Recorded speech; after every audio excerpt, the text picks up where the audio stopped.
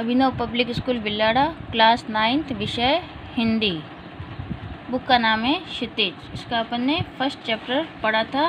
First chapter के अंतर्गत नाम है उसका कबीरदास जी। यहाँ संकलित साखियों में प्रेम का महत्व है। प्रेम ईश्वर के प्रति जो प्रेम है उसका महत्व है। संत के लक्षण की संत में कैसे कैसे गुण होने चाहिए, कैसे कैसे लक्षण होने चाहिए। ज्ञान की महिमा, ज्ञान कैसा होना चाहिए, आडंबर युक्त होना चाहिए या श्रेष्ठ होना चाहिए। बाह्य आडंबरों का विरोध, बाहरी जो समाज में या संसार में चल रहे जो आडंबर है, अंधविश्वास है, उनका विरोध आदि भावों का उल्लेख हुआ है। पहले शब्द पद में बाह्य आडंबरों का एवं अपने भीतर के ईश्वर की व्याप्ति का संकेत है। तो पहले पद में क्या आया हुआ है? बाह्य आडंबरों का विरोध करके अपने भीतर जो ईश्वर है, जो समाहित ईश्वर है, उसकी ओर संकेत किया गया है। तो दूसरे शब्द में ज्ञान की आंधी के रूपक के सहारे ज्ञान के महत्व को वर्णन किया गया है।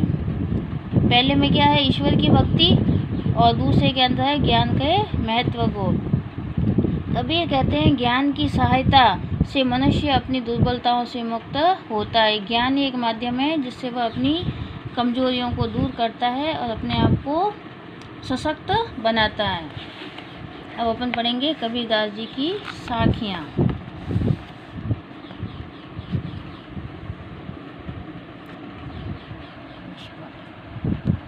मान सरोवर सुभर जल। मान सरोवर यहाँ पे फर्स्ट है, आत्मा से संबंधित है। व्यक्ति अपनी आत्मा के बारे में यहाँ पे कबीरदास जी कहते हैं कि जो मनुष्य की आत्मा है, मान सरोवर रूपी यानी अमृत कुंड, अमृत के समान जो कुंड है, ऐसा जलाशय जो अमृत से भरा हुआ है। सुभर यानी लबालब या पूर्णतया, जल यानी जल से, अमृत रूपी जल से भरा हुआ अमृत सरोवर या मान सरोवर है।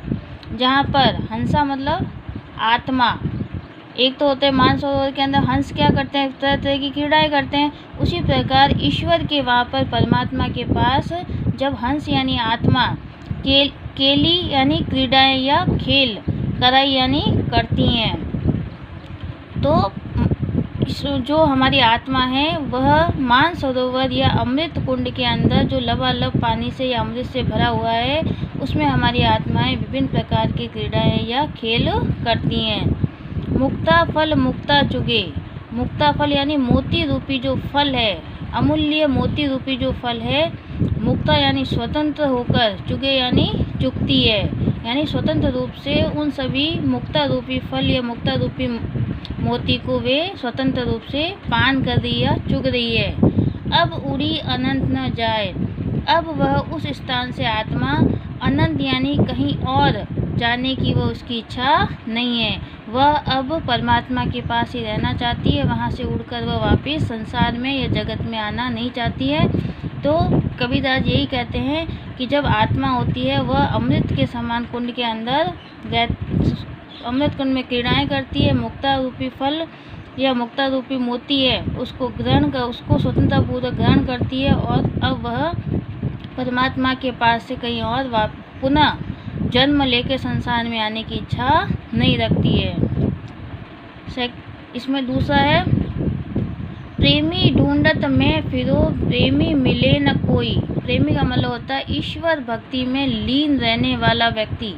तो ईश्वर भक्ति में रहने वाले व्यक्ति को ढूंढत यानी ढूंढता हुआ, मैं यानी कबीरदास जी, फिरो यानी फिरा। कबीरदास जी कहते हैं कि मैंने ईश्वर भक्ति में रत या ईश्वर की भक्ति करने वाले व्यक्ति को मैं ढूंढता हुआ इस संसार में बहुत घूमा।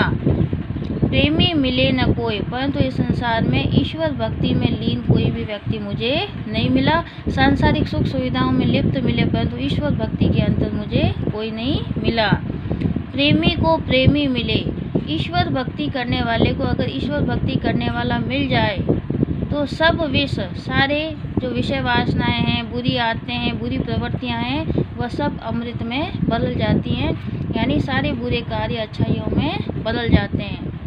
तो इस पूरी का यही अर्थ निकलेगा कि कबीरदास जी ने कहा कि मैं इस संसार में ईश्वर में की भक्ति में रत रहने वाला या लीन रहने वाले व्यक्ति को मैं ढूंढता हुआ फिरा, या घूम रहा हूँ, परंतु मुझे प्रेमी मिले न कोई। परंतु ईश्वर भक्ति में रत व्यक्ति मुझे कोई नहीं मिला। प्रेमी को प्रेमी मिले। ईश्वर भक्ति में लीन व्यक्ति को अगर ईश्वर भक्ति में लीन या ईश्वर की आस्था में लगा हुआ व्यक्ति मिल जाए तो उसकी सारी विषय वासनाएं, बुरी प्रवृत्तियां सारे अमृत में बदल जाती है। इसलिए ईश्वर भक्ति को यहाँ पे श्रेष्ठ माना गया है। हस्ती चढ़िए ज्ञान की सहज दुलीचा डारी। हस्ती चढ़िए, इसके दो अर्थ निकलेंगे, दोनों में देखेंगे अपन। हस्ती यानी हाथी, चढ़िए यानी चढ़ना ज्ञान की, सहज दुलीचा, दुलीचा मतलब आसन, डारी यानी डालकर। जब भी कोई, देखो इसका एक अर्थ निकलता है कि जब हाथी होता है, हाथी पर बैठा हुआ महावत, हाथी को चलाने वाला जो वो होता है उसको बोलते हैं महावत। जब महावत अंकुश के माध्यम से जब हाथी को चलाता है, उसके ऊपर बड़ा सा अच्छे से आसन लगाकर बैठता है, और बैठने के बाद जब हाथी मस्ती में चलता हुआ निकलता है तो उसके पीछे कुत्ते भौंकते रहते हैं। यहाँ पे दूसरा अर्थ निकालेंगे, ज्ञान रूपी हाथी। हाथी कैसा है? ज्ञान रूपी हाथी पर हमें चढ़ना है। सहज दुलीचा डालिए, सहज यानी आसानी से, दुलीचा यानी आसन लगाकर, यानी हमें आसानी से आसन लगाकर हाथी रूपी ज्ञान पर चढ़ना है। हाथी रूपी ज्ञान पर चढ़कर आसन लगाकर हमें ज्ञान को प्राप्त करना है, ज्ञान के महत्व को समझना है, उसे ग्रहण करना है। स्वान रूप संसार है। स्वान यानी कुत्ते के, रूप यानी समान, संसार है, ये संसार कुत्ते के समान है। भूकत ते झक मारी, और उसको वह भूखता रहता है, और वहीं पर खड़ा खड़ा उसको झक मारना यानी वहीं पे खड़ा खड़ा उसको भूखता रहता है, भौंकता रहता है। तो ज्ञान रूपी हस्ती, ज्ञान रूपी हाथी पर आसन लगाकर बैठकर हमें ज्ञान को प्राप्त करना चाहिए। और ये संसार कैसा है? कुत्ते के समान है, यानी कि यह हमारी अच्छाई और बुराई दोनों को देखकर क्या करता है? हमारे भौंकता रहता है, यह बार बार हमें चेतावनी देता रहता है, यह हमें जगाता रहता है, हमारे कार्यों को क्या करता है? भौंकना मतलब उसको अपन यहाँ पे कह सकते हैं कि स्वान रूपी यानी कुत्ते के समान जो संसार है, जो हमारे कार्यों को देख देख कर बोलता रहता है। तो हमें संसार की परवाह किए बिना हमें श्रेष्ठ और अच्छे कार्य करते रहना चाहिए और ज्ञान को निरंतर प्राप्त करते रहना चाहिए। पखा पखी के कारणे, पखा पखी का मतलब होता है पक्ष और विपक्ष। पखा पखी का अर्थ होता है पक्ष और विपक्ष के कारणे यानी कारण। सब जग रहा भुलान, पक्ष और विपक्ष, संसार में सांसारिक कार्यों में पक्ष और विपक्ष में कि किसके हम पक्ष में रहें, किसके विपक्ष में, किसका साथ दें, किसका नहीं साथ दें, इस कारण सब जग रहा भुलान, इस संसार में सब कुछ याद रहा परंतु ईश्वर भक्ति को हम भूल गए। कि संसार के अंदर हम पक्ष और विपक्ष में अपने संबंधियों, अपने मित्रों के पक्ष और विपक्ष में इस संसार में कार्य करते रहे, सब कुछ याद रहा परंतु ईश्वर रूपी जो ईश्वर की जो आराधना है, साधना है, ईश्वर की भक्ति है, वह हमने इस संसार में रत रहकर उसे भुला दिया। निरपक होई के हरि भजे, निरपक का मतलब होता है निष्पक्ष होकर, के यानी जो हरि भजे, जो निष्पक्ष होकर हरि की भजन करता है, सो संत सुजान, सो यानी वह, संत यानी संत, सुजान यानी वही श्रेष्ठ या संत कैसा होता है? सज्जन व्यक्ति या श्रेष्ठ गुणवान कहलाता है। तो हमें भी अपने पक्ष और संसार में पक्ष और विपक्ष के पक्ष और विपक्ष में न रहकर या सांसारिक सुख सुविधाओं या उनके बारे में न सोचकर और सब जग रहा भुलान और सारे संसार के अंदर ईश्वर भक्ति को न भूलकर ईश्वर भक्ति को हमेशा ईश्वर की आराधना में रत रहना चाहिए, ईश्वर भक्ति करते रहना चाहिए।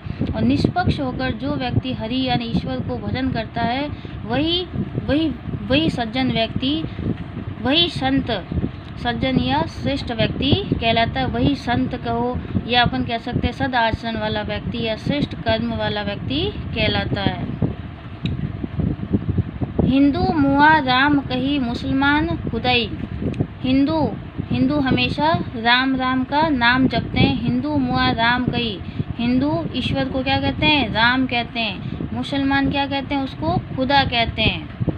तो कबीरदास जी ऐसे व्यक्ति हैं जो न हिंदू के पक्ष में न मुसलमान के, वो दोनों के बीच में, जो बीच का जो पक्ष होता है वह बीच वाले पक्ष को अपनाते हैं। वो कहते हैं ईश्वर एक है, चाहे वह रास्ते अलग हो परंतु मंजिल हमेशा एक ही होती है।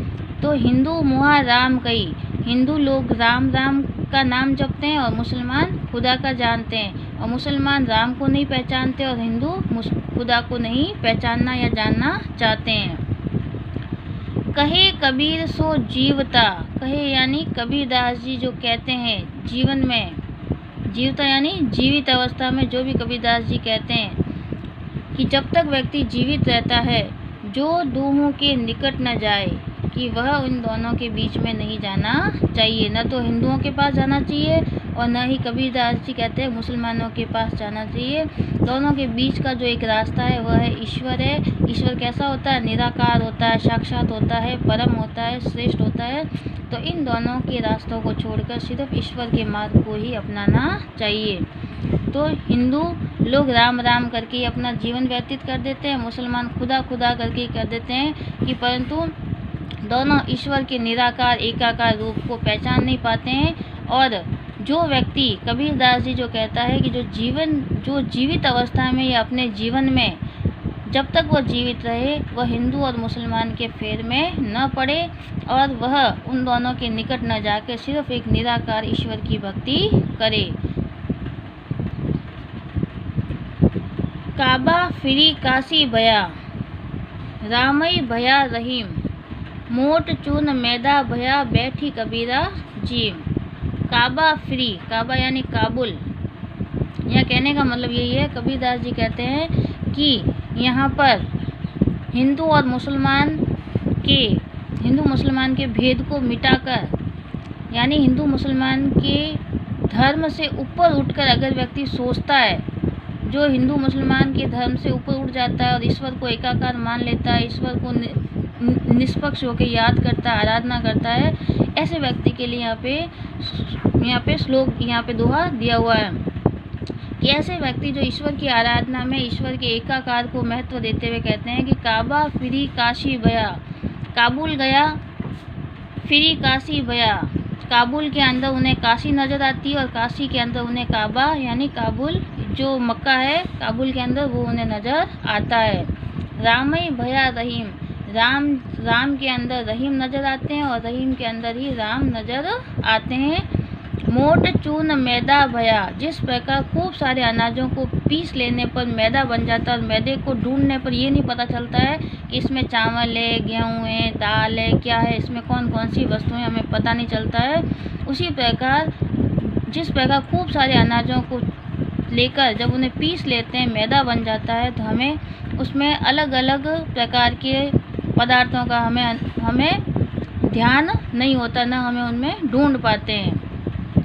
बैठी कबीरा जी में, और उस मोटे चून से बने हुए मैदे की रोटी बनाकर कबीरा जी रहा यानी भोजन कर रहे हैं। तो कबीरदास जी इसी प्रकार संसार के सभी धर्मों से परे होकर, सभी धर्मों से ऊपर उठकर सिर्फ एक ही ईश्वर की आराधना करते हुए, यानी अपन कह सकते हैं निराकार ईश्वर की आराधना करते हुए कबीरदास जी ने ये सारी बातें कही है कि काबा में काशी दिखाई देती है और काशी में काबा नज़र आता है, और राम में रहीम और रहीम में राम नज़र आता है। जिस प्रकार मोटे चून को, मोटे अनाजों को सबको पीसने पर मैदे में कोई भी फर्क या अंतर नज़र नहीं आता है, तो इस प्रकार से ईश्वर इस प्रकार की कबीरदास जी इसी प्रकार कबीरदास जी बैठ कर क्या करते हैं? भक्ति करते हैं, सभी धर्मों से ऊपर उठकर निराकार भाव से या एकाकार भाव से।